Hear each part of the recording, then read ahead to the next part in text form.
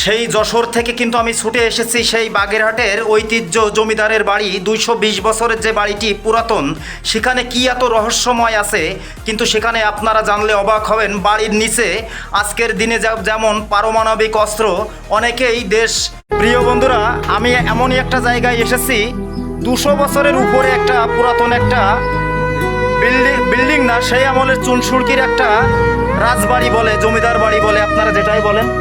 তবে এটা কোন জায়গা? মোড়লগঞ্জ। আপনাদের কিন্তু এই ভিডিওটা পার্ট আকারে আকারে যাবে আপনাদেরকে দেখানোর। এখানে কিন্তু একটা রহস্যময় বাড়ি, সেই বাড়িটা আপনাদেরকে দেখানোর জন্য এসেছি, অনেক টাকা খরচ করে এসেছি মোড়লগঞ্জ সেই বাগেরহাট। আপনাদের একটা জমিদার বাড়ি 220 বছরের একটা পুরাতন বাড়ি, ঠিক আছে।